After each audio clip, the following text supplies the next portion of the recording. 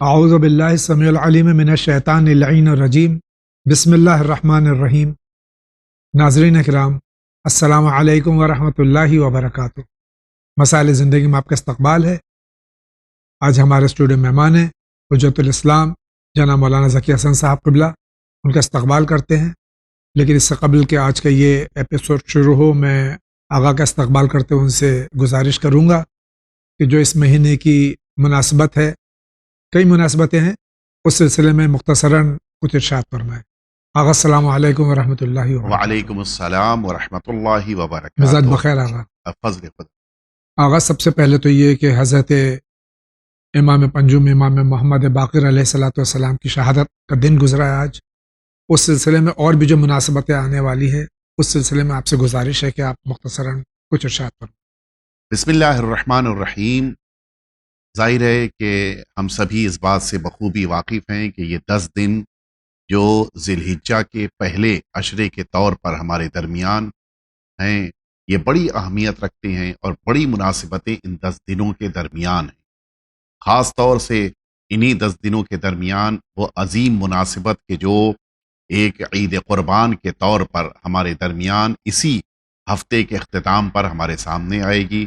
یہ عید قربان ایک عظیم الشان مناسبت کہ جس میں ہم سبھی کو اللہ کی بارگاہ میں اس قربانی کو یاد کرتے ہوئے کہ جس قربانی کی بنا پر اللہ نے نسل نبوت اور نسل رسالت کو محفوظ رکھا۔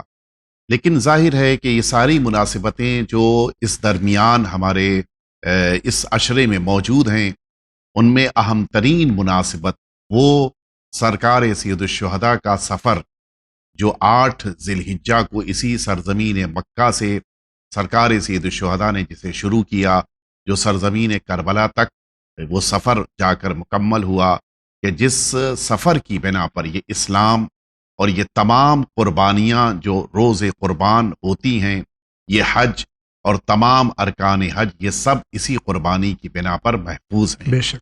اسی طرح سے انہی 10 دنوں کے درمیان وہ ایک مناسبت جو 9 ذی الحجہ کی آ رہی ہے، جس میں سفیر کربلا جناب مسلم کی شہادت، یہ وہ عظیم تاریخ کہ جس تاریخ میں تمام انسان اللہ کی بارگاہ میں روز عرفہ کے عنوان سے بیٹھ کر دعائیں کرتے ہیں، اور وہی دن کہ جس دن سرکار سید الشہداء کے نمائندے کو، وہ دن کہ جس کو روز عرفہ اللہ نے قرار دیا، اس دن کی حرمت کا بھی خیال نہیں کیا گیا، اور دشمنوں نے سرکار سید الشہداء کے اس سفیر کو شہید کیا۔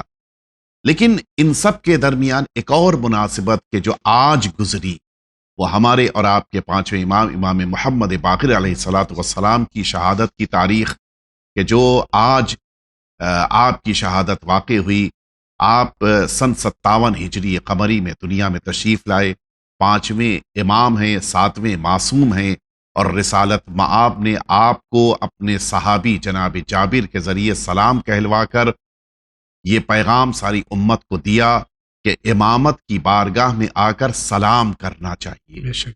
اور اسی لیے امام کی اپنی اہمیت اور عظمت کے ساتھ ساتھ اس بات پر بھی ہمیں توجہ دینی چاہیے کہ امام نے، آپ کے بارے میں ملتا ہے کہ اپنی آخری عمر میں حیات طیبہ آپ کی شمع حیات خاموش ہو رہی ہے، شہادت سے پہلے آپ نے انہو اوقف بعد اموالہ علی نوادب، مولا نے اپنے مال میں سے کچھ حصہ نوحہ کرنے والے، گریہ کرنے والے افراد کے لیے مخصوص فرمایا تھا، وقف کیا تھا، اور یہ فرمایا تھا کہ یہ سب میدان منا میں 10 سال تک میرے مصائب کا ذکر کریں اور مجھ پر گریہ کریں۔ یعنی اہل بیت اطہار یہ چاہتے ہیں کہ جہاں انسان اپنی عبادتوں میں خود کو مصروف رکھے، اسی موقع پر اہل بیت اطہار کے مصائب، دشمنوں کی طرف سے ڈھائے جانے والے ظلم، ان کا بھی تذکرہ ہو، تاکہ انسانوں کو یہ پتہ چلے کہ کون اللہ کے نمائندے ہیں اور کون اللہ کی مخالفت کرنے والے ہیں۔ یہ مناسبت بھی جو آج ہمارے درمیان ہے، اور جس موقع پر ہم سبھی نے سوگ منایا، ہم سبھی کو اپنے آقا اور مولا کا سوگ مناتے وقت اس بات کا احساس رہنا چاہیے کہ آپ اس میدان کربلا میں صرف 3 سال کی عمر تھی، آپ نے میدان کربلا میں شرکت کی ہے، ان سارے مصائب کو آپ نے سہا ہے، سارے مصائب کو آپ نے برداشت کیا ہے۔ واقعات کربلا کو آپ نے قریب سے دیکھا ہے، اور ان واقعات کربلا پر آپ نے بھی زندگی میں اکثر مواقع پر گریہ فرمایا ہے۔ لہٰذا ان تمام موقعوں پر ہم سبھی کو، اہل بیت اطہار کو یاد کرتے ہوئے، اللہ کی بارگاہ میں ان تمام لوگوں سے جنہوں نے یہ ظلم ڈھائے، ان سے خود کو دور رکھتے ہوئے یہ دعا کرنی چاہیے کہ رب کریم ہم سب کو ان اللہ کے دشمنوں کے کردار سے خود کو دور رکھنے کی توفیق عطا۔ الہیہ بہت بہت شکریہ آغا، اجازت تو پروگرام بالکل، شروع بسم کریں۔ اللہ۔ آئیے دیکھتے ہیں سب سے پہلے سوال کہاں سے۔ السلام علیکم، میرا سوال یہ ہے کہ پچھلے پروگرام میں ایک خاتون نے یہ سوال کیا تھا کہ کیا نماز میں پہلے گھٹنے زمین پہ رکھنا چاہیے یا ہاتھ، تو مولانا صاحب نے ان سے کہا تھا کہ پہلے ہاتھ رکھنا چاہیے، مگر وہ سوال تو خاتون نے کیا تھا، تو کیا یہ خاتونوں کے لیے بھی صحیح ہے کہ پہلے ہاتھ رکھیں؟ خواتین کے لیے کیا حکم ہے، نماز پہلے ہاتھ رکھیں یا پہلے گھٹنے رکھیں؟ جو مستحب قرار دیا گیا ہے، اگر ایک مرد نماز پڑھ رہا ہے تو جس موقع پر قیام سے سجدے کی حالت کی طرف بڑھ رہا ہے، پہلے زمین پہ اس کے ہاتھ پہنچے، اس کے بعد وہ خود بیٹھے۔ لیکن خواتین کے لیے مستحب یہ ہے کہ وہ پہلے اپنے گھٹنے کو زمین پر رکھیں اور پھر اس کے بعد بیٹھ کر سجدے میں جائیں۔ شکریہ آغا۔ اگلا سوال۔ السلام علیکم مولانا صاحب، ہمارا سوال یہ ہے کہ عید غدیر میں جو رسول خدا صلی اللہ علیہ وآلہ وسلم نے کہا تھا کہ من کنت مولا فہذا علی المولا، تو یہ بات کیا قرآن سے بھی ثابت ہوتی ہے؟ لوگ مجھ سے پوچھتے ہیں کہ قرآن سے اس بات کو ثابت کریں، تو کیا قرآن میں کوئی ایسی آیت ہے جس سے یہ ثابت کیا جا سکے کہ ہاں رسول خدا نے عید غدیر کے موقع پر یہ بات کہی تھی، ان کو اپنا مولا کہا تھا، اپنے بعد مولا کہا تھا؟ اس سوال کا جواب ضرور دیں۔ خدا حافظ۔ آیا بلغ کے سلسلے میں شاید گفتگو ہے۔ پہلی بات تو میں یہ واضح کر دوں کہ قرآن مجید کوئی ہسٹری کی بک نہیں ہے جی، کہ ہسٹوریکل کسی ایویڈنس کو آپ وہاں پہ جا کے تلاش کریں کہ یہ واقعہ یا یہ موقع اس کتاب میں موجود ہے یا نہیں ہے۔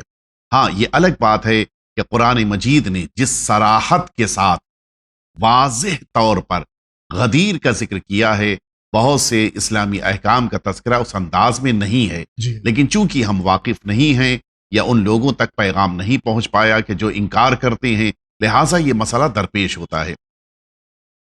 قرآن مجید نے جب آیہ بلغ کا اسی سورہ مائدہ میں تذکرہ کیا تو اس آیہ بلغ کو اگر تنہا دیکھیں گے تو شاید ذہن میں شبہ پیدا ہو، وہ پہلے آیہ بلغ پڑھ لیں پھر اس شبہ کی طرف ہم لے کے آتے بسم ہیں۔ اللہ۔ قرآن مجید کہہ رہا ہے کہ اعوذ باللہ من الشیطان الرجیم یا ایھا الرسول بلغ ما انزل الیک من ربک فإن لم تفعل فما بلغت رسالتہ واللہ یعصمک من الناس۔ قرآن مجید کہہ رہا ہے کہ اے پیغمبر، جو پیغام آپ تک پہنچا دیا گیا ہے اس کو اب آپ امت تک پہنچا دیں، اور اگر یہ کام آپ نے انجام نہیں دیا تو بڑا واضح حکم ہے کہ فما بلغت رسالتہ، سبحان اللہ۔ آپ نے رسالت کا کوئی پیغام پہنچایا ہی نہیں۔ جی، اور پھر اس کے بعد کہ اللہ رب العزت یہ فرما رہا ہے کہ اللہ آپ کو دشمنوں سے محفوظ رکھے گا۔ جی، تو اگر صرف اس آیہ شریفہ کو دیکھیں تو شاید یہ ذہن میں کبھی کبھی تصور پیدا ہوتا ہے کہ حج کا موقع ہے، شاید حج کے پیغام کی گفتگو ہو رہی ہو، جبکہ ایسا نہیں ہے۔ لیکن وہ آیہ شریفہ جو پیغام غدیر کے بعد اللہ نے نازل جی، فرمائی کہ الیوم اکملت لکم دینکم واتممت علیکم نعمتی ورضیت لکم الاسلام دینا، یہ تین باتوں کا اعلان اللہ رب العزت کہہ رہا ہے کہ آج ہم نے مکمل کر دیا دین کو، آج ہم نے تمام نعمتوں کو بھی مکمل کر دیا اور آپ کے اس دین سے راضی ہو گیا۔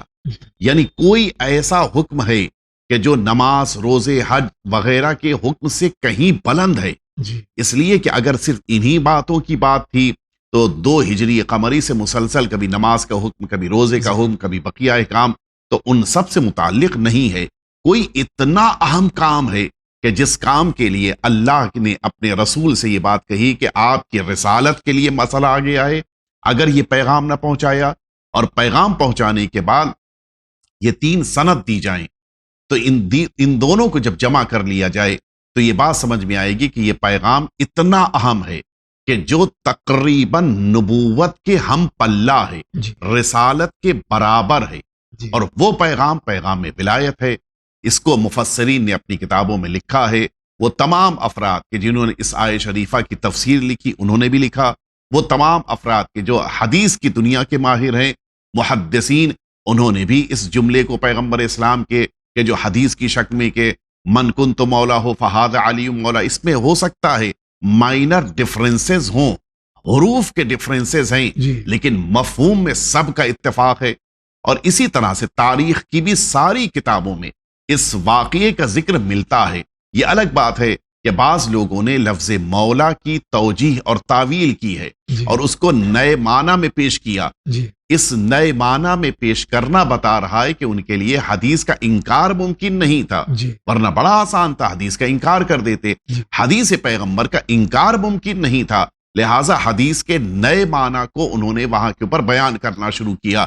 جس طرح سے مفسرین نے قرآن مجید کی اس آیت شریفہ کے بارے میں وہ باتیں کہیں کہ جو خود اس سے جا کر سٹ نہیں ہوتی، کہ حج سے متعلق یہ حکم پروردگار ہے یا بعض احکام رہ گئے تھے ان کے بیان کرنے کے لیے اللہ نے یہ حکم دیا، یہ ساری باتیں نبوت کے ہم پلہ بننے کے لائق نہیں ہیں۔ لہٰذا یہ آیات شریفہ جو دو میں نے عرض کی سورہ مائدہ کی، یہ دونوں آیات شریفہ اس بات کی محکم دلیل ہیں کہ اللہ نے واقع غدیر کو اس طرح سے اہم قرار دیا کہ اگر نہ پہنچائیں تو رسالت پر حرف آئے گا، اور پہنچانے کے بعد اگر امت قبول نہ کرے تو نہ کامل دین اس کو ملے گا، نہ وہ دین ملے گا جس سے اللہ راضی ہو جائے، نہ اللہ کی مکمل نعمتیں اس کے حصے میں آئیں گی۔ لہٰذا غدیر دین مبین اسلام کی بنیادوں میں ہے، اور اس کو مان لینے سے انسان کا خود کا دین بھی کامل ہو جاتا ہے۔ بہت بہت بہت شکریہ، سبحان اللہ۔ آئیے اگلے سوال کی طرف بڑھتے ہیں۔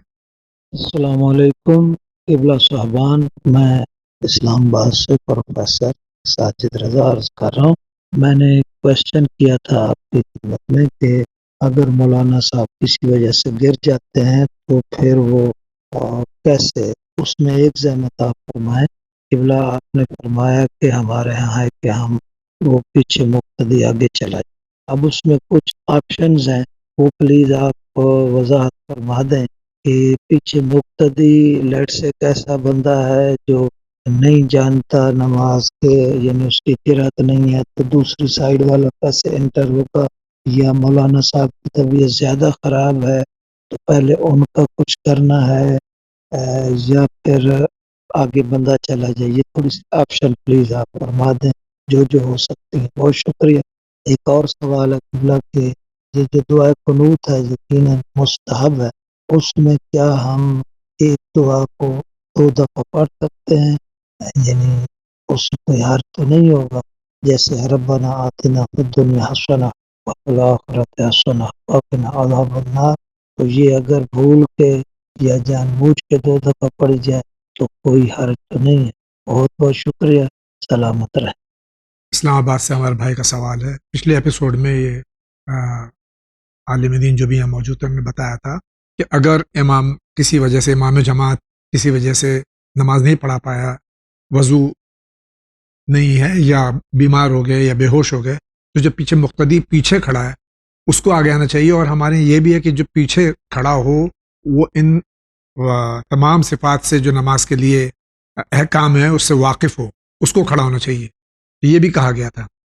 لیکن ابھی ہمارے بھائی کا جو سوال ہے اس کے اور کیا پہلو نکل سکتے ہیں؟ پروفیسر صاحب نے یہ بات پوچھی ہے کہ اگر پیچھے کھڑے ہوئے اس مقتدی کی قرات کا مسئلہ ہو مثال کے طور پر، یا اور کوئی مسائل ہوں، تو پہلی بات تو میں یہ واضح کر دوں کہ بالکل امام جماعت کے پیچھے کھڑے ہوئے انسان کی یہ ذمہ داری نہیں ہے کہ وہ آگے آئے، بلکہ ان کے درمیان، یہ ظاہر ہے کہ پہلی صف، مثلا اگر 10 آدمی پہلی صف میں ہیں، ان 10 آدمیوں کے درمیان جو سب سے بہتر قرات والا، سب سے زیادہ بہتر تقوی والا لوگوں کے درمیان ہے، ان کو آگے آنا چاہیے۔ ضروری نہیں کہ وہ بالکل امام کے پیچھے ہی کھڑے ہوں، البتہ بہتر اسی لیے ہمارے وہاں ہے کہ امام جماعت کے پیچھے کھڑے ہوئے افراد یہ لیاقت اور صلاحیت رکھتے ہوں کہ اگر بائی چانس ایمرجنسی میں کسی موقع پر ان کو امامت کرنی ہو تو وہ آگے بڑھ کر امامت کر سکیں۔ اس طرح کے افراد ہونے چاہیے، لیکن وہ بیچ میں کہیں بھی ہوں گے، ان کو آگے آنے کا اسی لیے اختیار دیا گیا ہے۔ دوسری بات دوسرا سوال پوچھی ہے کہ یہ انسان کہ جو زمین پہ گر گیا، بے ہوش ہو گیا، اب ان کا کون خیال کرے گا؟ 2 صورتیں ہیں۔ اگر اس کی طبیعت، یعنی امام جماعت کی طبیعت اتنی زیادہ خراب ہے کہ ان کو فوری امداد کی ضرورت ہے، تو ان کے درمیان میں سے مأمومین میں سے کسی ایک کو اپنی نماز کو جلدی مکمل کرنا ہے. جی جلدی مکمل کرنے کے آپشنز ہیں. مثال کے طور کے اوپر وہ اپنی جماعت سے علیحدہ ہو جائے. مثلا 3 رکعتی نماز ہے تو تیسری رکعت کو اس کا مثلا پڑھنا ہے تو خود علیحدہ ہو کر جلدی پڑھ کے نماز مکمل کر لے، یا پھر وہ اپنی نماز میں اس نماز کو چھوٹا کرنے کے لیے نیت کو تبدیل کریں اور پھر اپنی نماز کو مثلا 4 رکعتی یا 3 رکعتی نماز ہے اس کو 2 ہی رکعت پر مستحبی نماز قرار دیتے ہوئے مکمل کریں. توڑ نہیں سکتے، جی نماز کو مکمل کریں کسی بھی شکل میں، چاہے 2 رکعت چاہے 4 رکعت. اس نماز کو مکمل کرنے کے بعد جا کے ان کی مدد کریں اگر واقعاً ایمرجنسی میں ہیں، اور اگر کوئی ایمرجنسی نہیں ہے تو پھر بقیہ افراد اپنی نمازوں کو ختم کریں اور اس کے بعد آ کر وہ اپنے اس انسان کو کہ جن کو اس وقت مدد کی ضرورت ہے ان کی وہ مدد کے لیے سب آ گیا. اس میں ایک اور وضاحت فرما دیں کہ اگر اگلے صف میں کوئی ایسا شخص موجود نہیں ہے تو سب اپنی نماز کو فرادہ کی نیت سے تبدیل میں کر عرض کروں سکتے کہ ہیں؟ ان کے درمیان عین ممکن ہے، چونکہ ہمارے ذہنوں میں تصور یہ ہے کہ نماز پڑھانے کے لیے عالم دین ہی ہونا چاہیے. ایسا نہیں ہے. ان کے درمیان کوئی تو ایسا ہوگا جو بقیہ سے بہتر ہوگا، کوئی تو ایسا ہوگا کہ جس کی قرات بقیہ سے بہتر ہوگی، کوئی تو ایسا ہوگا کہ جس کو بقیہ لوگ زیادہ قبول کرتے ہوں گے. تو ان 10 مثلاً 10 20 50 جتنے بھی پہلی صف میں ہیں ان کے درمیان کوئی نہ کوئی ایسا ہوگا کہ جو بقیہ سے بہتر سمجھا جاتا ہوگا، اس کو آگے آنا چاہیے. جہاں تک ہمارے برادر کے دوسرے سوال کا تعلق ہے کہ انہوں نے پوچھا ہے کہ ایک قنوت میں 2 دعا یا ایک قنوت میں ایک ہی دعا کو 2 بار پڑھا جا سکتا ہے، تو یہ تو اتفاقاً ہوتا ہے. عملی طور پر ہم جس موقع پر قنوت شروع کرتے ہیں، صلوات پڑھتے ہیں، وہ خود ایک مکمل اور بڑی عظیم دعا ہے، اور پھر جب قنوت مکمل ہوتا ہے تو پھر اسی صلوات کو پڑھتے ہیں.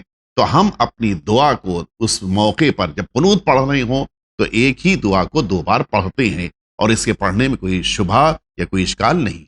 بہت بہت شکریہ. آپ کیا کہنا چاہتے ہیں؟ السلام علیکم، میرا نام سید ریاض حسین جعفری، میں ناگپور شہر سے بول رہا ہوں. سید علی جاویدی صاحب اور حجت الاسلام کی خدمت میں بہت بہت سلام. سوال ہے کہ ہمارے آقا و مولا امام رضا علیہ السلام سے روایت ہے کہ امام ایام رضا ماہ محرم آنے سے پہلے غدیر کو مقدم کرو. وجہ اس لیے کہ غدیر پر لوگ جمع ہو جاتے تو ولایت مولا علی علیہ السلام پر تو کربلا نہ ہوتی. یہی حدیث ہمارے رہبر اسلام جمہوری ایران دامہ عزکم نے بھی اپنی تقریروں میں کہا ہے کہ ماہ محرم سے قبل عید غدیر کی تیاری کرو تاکہ آپ کے بچوں کو عید اللہ الاکبر کی خوشی نصیب ہو اور ساری دنیا کو معلوم ہو جائے کہ ولایت مولا علی علیہ السلام و ولایت مطلقہ کیا ہے. ان حدیث کی روشنی میں ہم عید غدیر کی تیاری کیسے کریں؟ بعض جگہ دیکھا گیا ہے کہ اور نوجوانوں نے شکایت کی ہے کہ اپنے امام جمعہ کی کے 1 ماہ پہلے سے عید غدیر کی تیاری پر خطبہ دیں، مگر عین عید غدیر کے دن نماز عید غدیر کے بعد 11 بجے دن میں آج غسل کرنا چاہیے، نئے لباس بنانا چاہیے، عیدی تقسیم کرنا چاہیے جبکہ وقت جا چکا. یہ کرنا چاہیے. اس کا جواب عنایت فرمائے. شکریہ خدا حافظ. کیا یہ صحیح ہے عید اللہ اکبر کے لیے؟ جواب عنایت فرمائے. شکریہ خدا. میں اس سوال کو مختصر کر دوں کہ عید الاکبر، عید غدیر جو اسی ماہ میں 18 ذی الحجہ کو ہے، عظیم ترین عید ہے. اس سلسلے میں ہم کیا تیاری کرنی چاہیے؟ ہمارے برادر نے جس شکوے کا تذکرہ کیا ہے کہ عید غدیر کا تذکرہ اس مہینے میں ہونا چاہیے کہ جس مہینے میں عید غدیر ہے، جبکہ ظاہر یہ ہے کہ اللہ رب العزت نے ذی الحجہ کا مہینہ سال کا آخری مہینہ قرار دیا ہے، جی اور اسی کا اگلا مہینہ جو محرم الحرام ہے وہ سال کا پہلا مہینہ ہے. جی محرم الحرام ہی سے ذی الحجہ کی تیاری شروع ہو جانی چاہیے، جی اس لیے کہ محرم الحرام واقعی طور کے اوپر اسی بنا پر محرم کے مصائب سامنے آئے کہ لوگوں نے واقعات کربلا کو، واقعات غدیر کو بھلا دیا. اگر نہ بھلایا ہوتا تو یقیناً واقعات کربلا سامنے نہ آتے. جہاں تک یہ مسئلہ کہ بعض افراد واقعات غدیر سے متعلق جو مستحبات ہیں ان کا ذکر پہلے سے نہیں کرتے، ایسا نہیں ہے. تقریباً ساری جگہوں پر مجلسوں میں بھی تذکرہ ہوتا ہے، محفلوں میں بھی تذکرہ ہوتا ہے، خطبات جمعہ میں بھی تذکرہ ہوتا ہے، حتیٰ نشستوں میں تذکرہ ہوتا ہے. خود ون ٹی وی پر غدیر کا تذکرہ عید قربان کے بعد سے شروع ہو جاتا ہے. تو ایسا نہیں ہے کہ غدیر کا تذکرہ لوگ 11 بجے دوپہر میں کہتے ہیں کہ غسل کرو.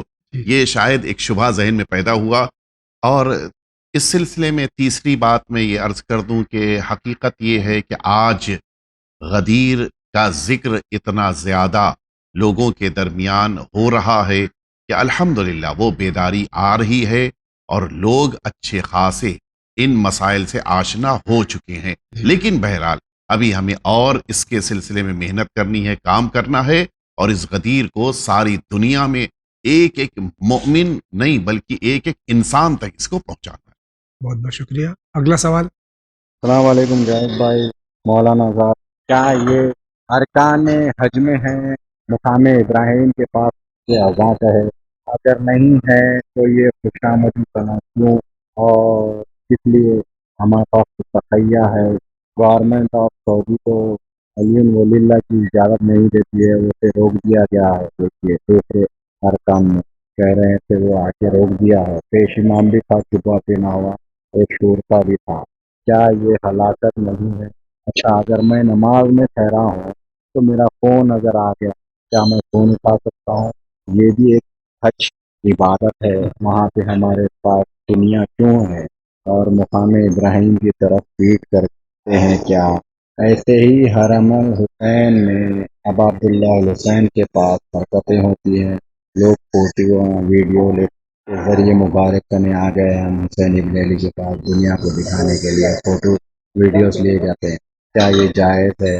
کیا اگر ہمارے والد یا والدہ کی مزار کے پاس ٹھہر کے ہم غمگین نہیں ہوتے، کیا ہم وہاں پہ ہمارے ماں باپ کی میت پہ بیٹھ فوٹو لیتے ہیں، ویڈیو لیتے ہیں؟ یہ ایک عبادت کی جگہ ہے، عبادت ہونا چاہیے. شو آپ دنیا داری نہیں ہونا چاہیے. بس سلام، یہ دنیا تک پہنچانے کا تھا پیغام، ہم نے آج تک پہنچا دیا، آپ دنیا تک پہنچا دیجیے تاکہ سارے مومنین کی اصلاح ہو جائے. ہمارے بھائی کو اعتراض ہے کہ خانہ کعبہ میں آزان علی ولی اللہ نہیں کہنا چاہیے تھا کیونکہ تقیہ ہے، ہلاکت کا سبب ہو سکتا. دیکھیے یہ ہلاکت کی تو بات شاید مناسب نہیں ہے، لیکن ہاں یہ ضرور ہے کہ جن جگہوں کے اوپر ہمیں اس بات کا خوف ہے کہ ہماری جان کا خطرہ ہے، وہاں پر احتیاط کرنے کے لیے ہم سے کہا. ذریعہ اقدس کے پاس معصومین علیہ السلام کی سیلفیز لیتے ہیں، تصویریں ہاتھ میں لیتے ہیں، وہ اپنی تصویریں ہاتھ میں جو بھی یعنی سلسلہ ہوتا ہے فوٹو کھینچنے کا، یہ کہاں تک صحیح ہے؟ دیکھیے اگر ہمارے کسی عمل کی بنا پر اللہ کے گھر یا معصومین کی بارگاہوں کی توہین ہو رہی ہے تو ہمیں اس طرح کے عمل کی اجازت نہیں ہے. لیکن اگر توہین کی صورت نہیں نکل رہی ہے تو ایسے موقع پر اگر ہم کوئی ایسی تصویر لیں کہ جس تصویر کو آئندہ کبھی کسی موقع پہ ہم دیکھیں تو ہماری آنکھوں میں واقعی آنسو آ جائیں، ہوتا ہے. جی، انسان سرکار سید الشہداء کے حرم میں تصویر لے اور پھر مثال کے طور پہ 2 سال 4 سال بعد کبھی نظر پڑ جائے تو آنکھوں میں ایک آنسو کی کیفیت پیدا ہو جاتی ہے. انسان کو سرکار سید الشہداء کا حرم یاد آ جاتا ہے، تو اس میں کوئی عیب نہیں ہے. ہاں یہ الگ بات ہے کہ اپنی عبادتوں کو دکھانے کے لیے انجام نہ دیا جائے، لیکن اپنی یادگار کو محفوظ رکھنا. جیسے ایک انسان پردیس جا رہا ہو، اپنے والد کی قبر پتہ ہے کہ وطن میں ہے، جا رہا ہے پردیس، وہ اپنے والد کی قبر کی فوٹو لے کے جاتا ہے تاکہ جب کبھی بھی دیکھے والد کی قبر کو والد صاحب یاد آئیں گے، ان کے لیے سال ثواب کرے گا.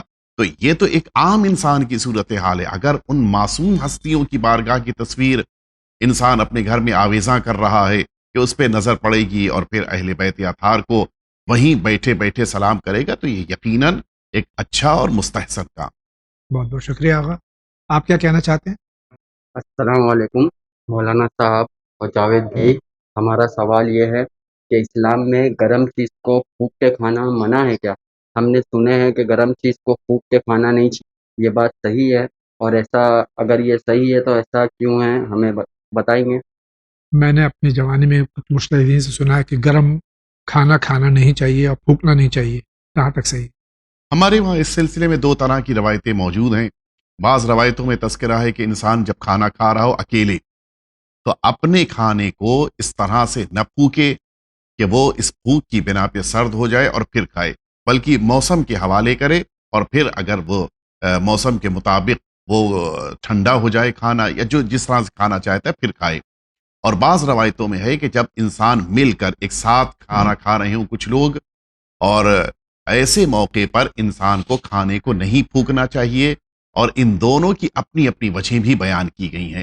جب انسان دوسروں کے کھانے کے درمیان اپنے کھانے کو بھی یا دوسروں کے کھانے کو پھونک رہا ہو تو ایک انسان کے مزاج میں کراہیت پیدا ہوتی ہے۔ کراہیت کا ایک ذہن میں تصور پیدا ہوتا ہے، لہٰذا اس سے پرہیز کرنے کے لیے کہا گیا ہے۔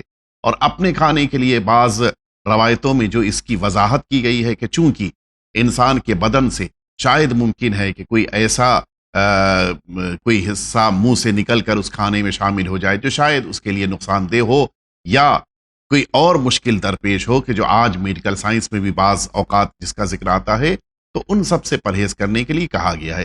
لیکن یہ کراہت کا ذکر ہے، جی یعنی اس سے مراد یہ ہے کہ اگر اس کام کو نہ کیا جائے تو پھر بہتر۔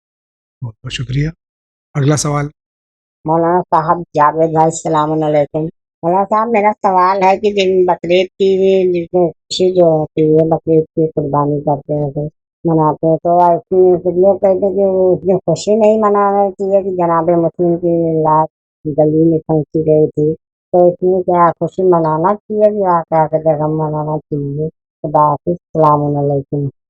یہ جو کچھ لوگ کہتے ہیں کہ عید قربان عید الاضحیٰ نہیں منانا چاہیے کیونکہ ایک دن پہلے حضرت مسلم علیہ الصلوۃ والسلام کی شہادت ہوئی ہے اور ان کی لاش اقدس جو ہے وہ یوں ہی دارالامارہ پہ لٹکی ہوئی تھی، یعنی ان کا سر مبارک، تو وہ لوگ 9 ربیع الاول کو کیوں کر خوشی مناتے ہیں؟ کیونکہ اس سے ایک دن پہلے معصوم امام علیہ الصلوۃ والسلام کی شہادت ہوئی ہے۔ صحیح، آپ کی بات صحیح ہے، اور اس بات کو سب سے پہلے میں واضح کر دوں کہ غم ہمارے لیے غم کے دن ضروری ہے، جی جس طرح سے خوشی کے دن خوشی منانا بھی ہمارے لیے ضروری ہے۔ جی 9 ربیع الاول خوشی کا دن ہے، لہٰذا اس دن خوش ہوں گے، جس طرح سے 8 ربیع الاول ہمارے لیے غم کا دن ہے، ہم اس دن غم مناتے ہیں۔ بالکل یہی صورتحال یہاں بھی ہے۔ ہم 9 ذی الحج کو روز عرفہ دعا بھی پڑھتے ہیں اور جناب مسلم کا ماتم بھی کرتے ہیں، سوگ بھی مناتے ہیں، اور واقعی طور کے اوپر اس دن ہمارے دل رو رہے ہوتے ہیں، بے شک کیونکہ جناب مسلم کی شہادت بڑی مظلومانہ شہادت ہے۔ جی لیکن اگلا دن چونکہ عید قربان ہے، اور متعدد روایتوں میں اہل بیت اطہار نے عید قربان کے دن قربانی بھی کی ہے، خوشی بھی منعقد کی ہے، اس دن کو عید کا عنوان دیا ہے، لہٰذا ہم معصومین کی پیروی کرتے ہوئے عید قربان کے دن خوش بھی ہوتے ہیں، قربانی بھی دیتے ہیں، اور اس دن کو عید مانتے ہیں۔ جی تو ہمارا کوئی عمل ذاتی نہیں ہے، ہم نے معصومین کو غم کے دن غمزدہ دیکھا، ہم بھی غمزدہ ہو گئے، ہم نے معصومین کو خوشی کے دن عید مناتے ہوئے خوش ہوتے ہوئے دیکھا، ہم اس دن خوش ہوئے۔ ہم یہ نہ دیکھیں کہ مجھے کیا اچھا لگتا ہے، میں اپنے نظریے پر کوئی فیصلہ کروں، یہ غلط ہے۔ معصوم نے جو کیا ہے اس کے مطابق ہمیں انجام دینا چاہیے۔ بہت بہت شکریہ۔ جی آپ فرمائیے کیا کہہ رہے ہیں؟ السلام علیکم مولانا صاحب، کہ آج کل کے جو شعراء کرام ہیں وہ محفلوں میں جو علماء خطبہ ان لوگوں کے خلاف جو شاعری کر رہے ہیں وہ کس حد تک ٹھیک ہے؟ اپنے شعر کے ذریعے طنز کرتے ہیں، ڈائریکٹ شاعری کرتے ہیں، سمجھ میں آ جاتا ہے کہ طنز کہاں کیا جا رہا ہے۔ تو یہ ایسے شعراء کو لوگ جو بلاتے ہیں، لوگ شوق سے ہی بلاتے ہیں اپنی محفل جمانے کے لیے، اور وہ شعراء جو ہیں کچھ لوگ اس میں ایسے ہیں جو رنگ بدلو ہیں، جہاں جس ماحول میں جائیں گے اسی رنگ کے ہو جاتے ہیں۔ تو قبلہ ایسے شاعروں کو بلانا ٹھیک ہے؟ تھوڑا لوگوں کو آپ بھی اپنے ذریعے سمجھا دیجیے کہ کیسے بائیکاٹ ایسے شعراء کا کیا جائے۔ بہت شکریہ۔ شعراء اہل بیت علیہ الصلوۃ والسلام، معصومین علیہ الصلوۃ والسلام کے زمانے میں ان کی عزت افزائی کی جاتی تھی۔ آج کے دور میں کچھ شعراء کے بارے میں ہمارے بھائی جو ذکر کر رہے ہیں، کہاں تک اس کا تدارک ہو سکتا؟ ایمان اور اسلام کا جو معیار ہے الحب للہ والبغض للہ، یعنی اللہ کے لیے محبت اور اللہ کے لیے نفرت۔ جو اللہ والے ہیں ان کی محبت ہونی چاہیے، اور جو اللہ والے نہیں ہیں، اللہ کے دشمن ہیں، ان سے نفرت ہونی چاہیے۔ یہ بالکل دین کا معیار ہے جو تمام اہل بیت اطہار ہی نہیں علیہ السلام بلکہ بقیہ فرقوں کے وہاں بھی یہی روایت ہے۔ تو اب اس سے یہ بات سمجھ میں آئی کہ ہمارے زندگیوں میں اہل بیت اطہار اور جو اللہ کے واقعاً ولی ہیں ان کی تعریف ہونی چاہیے، اور ساتھ ہی ساتھ وہ جو اللہ کے دشمن ہیں ان کی مذمت ہونی چاہیے. لہٰذا اگر ہمارے یہ شعراء کرام یا بقیہ افراد اپنی زندگیوں میں یہی معیار بنا لیں، تعریف ہوگی تو اللہ کے بندوں اہل بیت اطہار کی، جی مذمت ہوگی تو اللہ کے دشمنوں کی. بس بقیہ چیزیں جو ہماری زندگی میں آتی ہیں کہ ہم صبح کسی سے ناراض ہوئے تو ان کے بارے میں کوئی شعر کہہ دیا، جی شام کو کسی اور سے ناراض ہوئے تو ان کے یا کسی سے خوش ہو گئے تو غلو کر گیا. جی تو یا بہا دیا ان کو، غلو جی. کر دیا. تو یہ معیار یا مزاج نہیں ہونا چاہیے. اور اگر اہل بیت اطہار کے زمانے کے شعراء کے بارے میں دیکھیں تو وہ صرف مدح اہل بیت کرتے تھے، جی وہ صرف اہل بیت اطہار کے دشمنوں سے بیزاری کا اظہار کرتے تھے. جی بقیہ یہ چیزیں جو ہیں ان چیزوں میں ہمیں احتیاط کرنی ہے. شکریہ آغا. آپ کیا کہنا چاہ رہے ہیں، فرمائیے. السلام علیکم ورحمۃ اللہ وبرکاتہ. میرے تین سوالات ہیں مولانا صاحب. نمبر 1، غسل میت کب واجب ہوتا ہے؟ کیا میت کو مس کرنے سے غسل واجب ہو جاتا ہے یا غسل میت کب واجب؟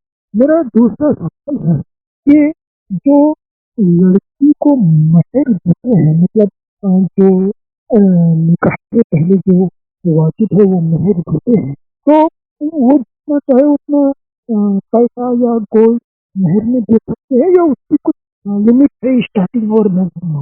اگر کسی شخص نے طلاق دیا اور 3 مہینے سے پہلے گھر والوں نے یا وغیرہ کسی نے دونوں میں صلح کر دی، یعنی دونوں کو ملا دیا، تو دوبارہ نکاح کی ضرورت نہیں ہے یا دوبارہ نکاح کرنا پڑے گا؟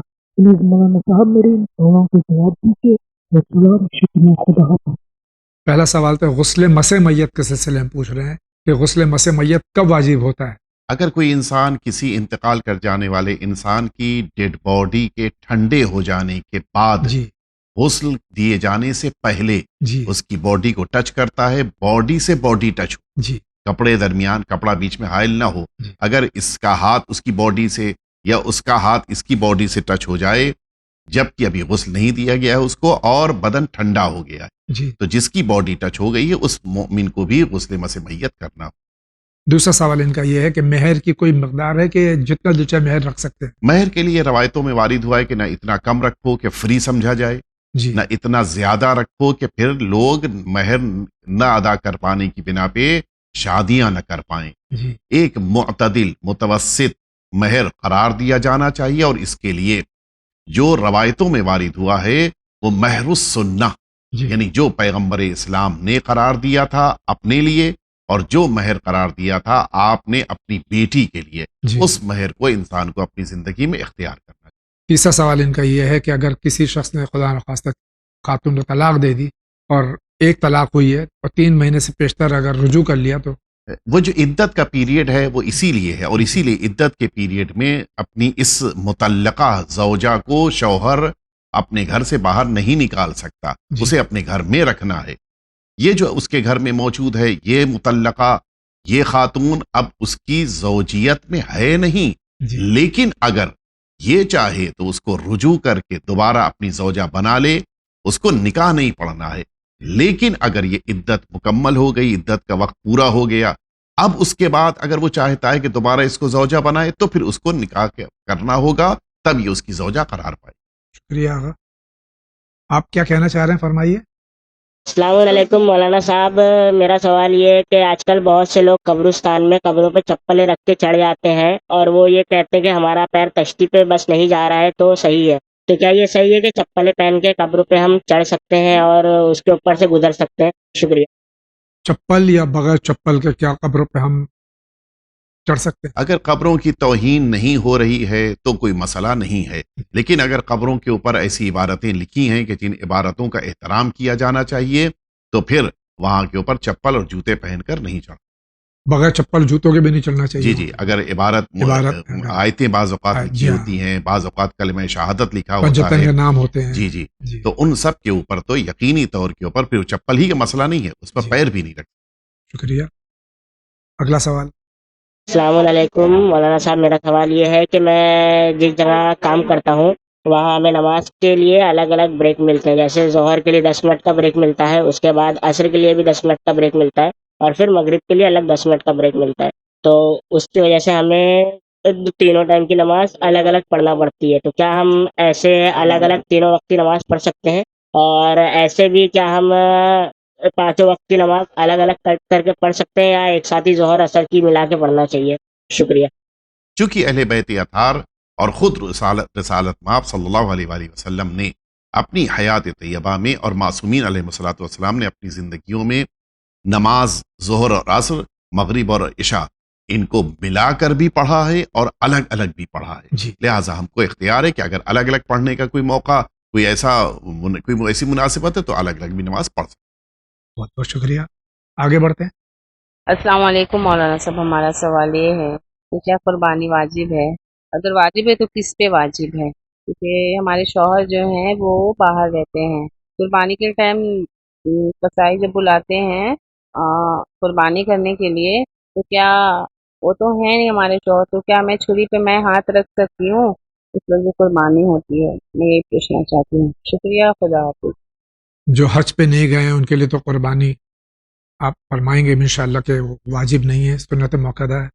اور کیا یہ خاتون شوہر کے غیر موجودگی میں چھری رکھ سکتی ہیں، ہاتھ رکھ سکتی ہیں چھری پہ قربانی؟ پہلی بات تو یہ واضح کر دی جائے کہ یہ قربانی صرف واجب ہے ان افراد پر کہ جن کو حج بیت اللہ کی سعادت ملی ہے. جی بے شک. اور جو اس دن یعنی روز قربانی یہ میدان منا میں موجود ہیں، ان کو وہیں پر قربانی کرنی ہے.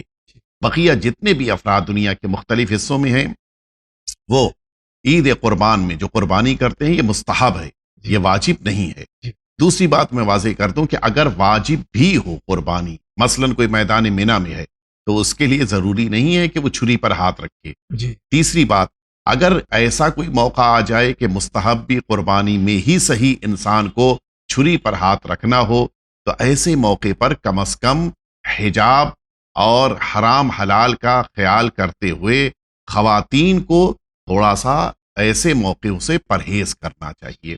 اس لیے کہ معمولاً یہ جو قربانیاں ہوتی ہیں، ان قربانیوں میں ضروری نہیں کہ قربانی کے موقع پہ ذبح کرنے والا محرم ہو. لہٰذا یہاں پر احتیاط کا تقاضا یہ ہے کہ اگر نامحرم ہے تو پھر وہاں سے ہٹ کر. شکریہ آغا. ان کا کیا سوال ہے؟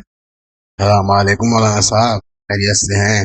جاوید بھائی خیریت سے ہیں؟ چھوٹا سا سوال ہمارا ہے جی کہ جو سجدگاہیں ہوتی ہیں کالی ہو جاتی ہیں، سجدہ کرتے کرتے تو سجدگاہ کو گھس دیا جاتا ہے گریس پیپر وغیرہ پہ، تو صاف ہو جاتی ہے. تو ابھی ہم نے دیکھا کہ ایک صاحب ہمارے عزیز ہیں، وہ کر رہے تھے اس کو صاف، اور اس کا چورا جو ہے وہ ایسے ہی چھوڑ دیا انہوں نے. میں نے کہا ارے بھائی اس کا احترام ہے، اس کا بھی احترام ہے چورے کا، اس کو تھوڑا سا وہ کرو. رگو کرنے کے لیے کچھ نہیں ہوتا، ہٹاؤ پھینک دو. اور انہوں نے چھوڑ دیا، حالانکہ میں نے بعد میں اس کو ہٹا کے دیا، سیف جگہ پہ رکھ دیا. تو اس طرح سے جو سجدگاہ کا چورا ہے یا صفائی کی ہے تو پھینک دینا چاہیے کیا؟ اس کو ذرا سا سمجھا دیجیے. شکریہ. پہلی بات تو کہ میلی سجدگاہ پہ جس پہ میل ہو سجدہ صحیح نہیں ہے، اور اگر ہم ریگ مال سے اس کو سینڈ پیپر سے اس کو صاف کرتے ہیں تو اس کا جو برادہ یا اس کی جو خاک نکلتی ہے اس کو ضائع کرنا اسی طرح سے کہیں یہاں وہاں پھینکنا صحیح ہے؟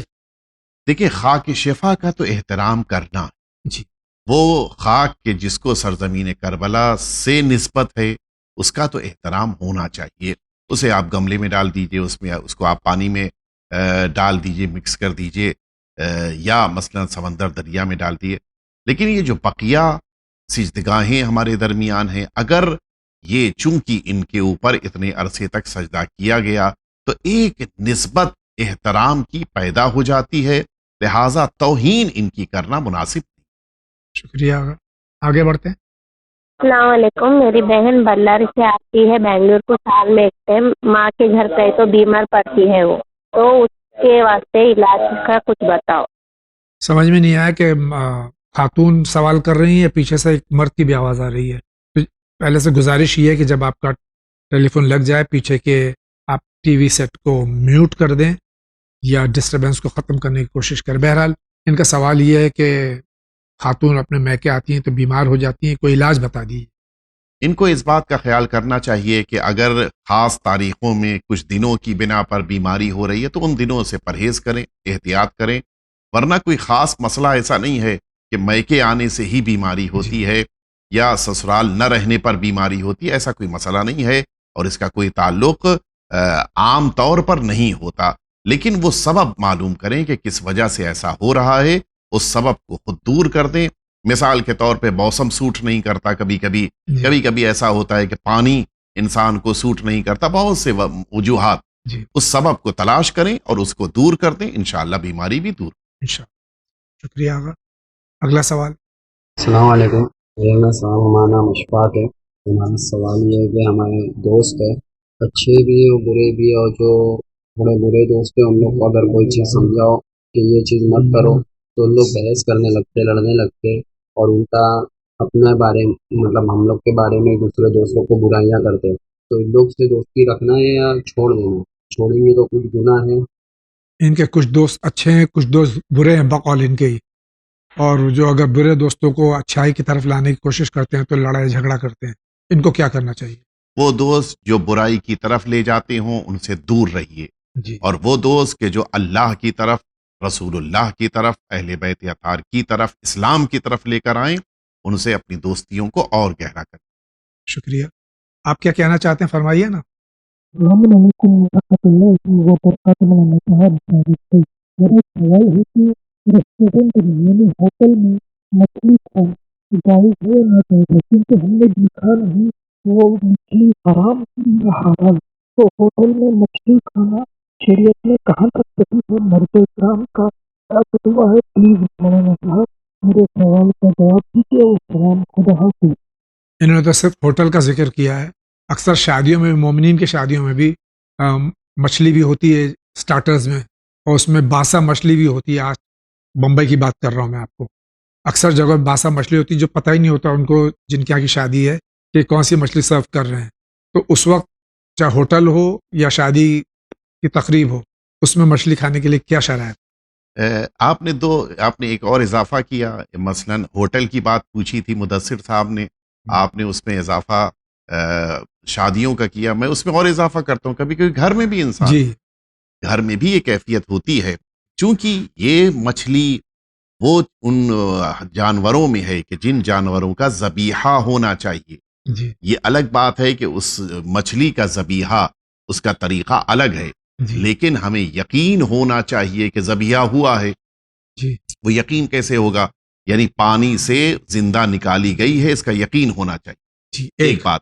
دوسری بات یہ کہ یہ بھی یقین ہونا چاہیے کہ یہ جو مچھلی ہم کھانے جا رہے ہیں یہ چھلکے والی ہے، اور اگر وہ مچھلی ہے تب ہم کو کھانے کا اختیار ہے، ورنہ پھر صرف ڈاؤٹس کی بنا پر کہ ہو سکتا ہے کہ یہ وہی مچھلی ہو، جیسا آپ نے کہا کہ وہ ایک خاص مچھلی کا نام لیا، اس طرح کی بقیہ جتنی بھی مچھلیاں کہ جن میں چھلکا نہیں پایا جاتا ہے ان کو استعمال کرنے کی اجازت، کھانے کی اجازت نہیں ہے۔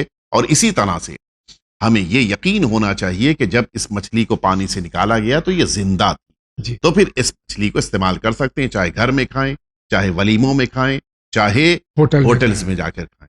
اور اگر ہوٹل میں کھا رہے ہیں یا ولیمے میں کھا رہے ہیں، کہیں دعوت میں کھا رہے ہیں، تو پوچھ لیجئے ویٹر سے یا وہاں ہوٹل میں یا وہاں کہ کون سی مچھلی، تو آپ کو پتا ہونا چاہیے کہ آپ کے لیے کون سی مچھلی جائز ہے۔ صحیح ہے؟ بالکل صحیح۔ آگے بڑھیں، جی دیکھتے ہیں ان کا سوال کیا ہے۔ السلام علیکم مولانا صاحب، میں لکھنؤ میں رہتا ہوں اور میری عمر کافی زیادہ ہو گئی ہے، میں 25 کراس ہو چکا ہوں، اور جس لڑکی کو میں پسند کرتا ہوں وہ بھی 25 کراس ہو چکی ہے، مگر میرے والدین جو ہیں وہ ہماری شادی کے خلاف ہیں، مطلب وہ کہتے ہیں کہ پہلے کچھ گھر وغیرہ کر لو اس کے بعد تمہاری شادی کریں گے۔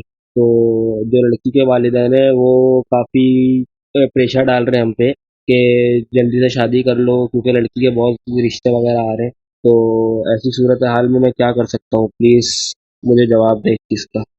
یہ بھی ماشاءاللہ سے 25 کے ہیں، لڑکی بھی 25 کی ہے، یہ شادی کرنا چاہتے ہیں۔ عمر تو زیادہ نہیں ہوئی، عمر تو زیادہ نہیں ہے، اور ان کے والدین راضی نہیں ہیں، لڑکی کے والدین راضی ہیں، کیونکہ ان کے پاس اپنا ذاتی گھر نہیں ہے، تو ان کو کیا کرنا چاہیے؟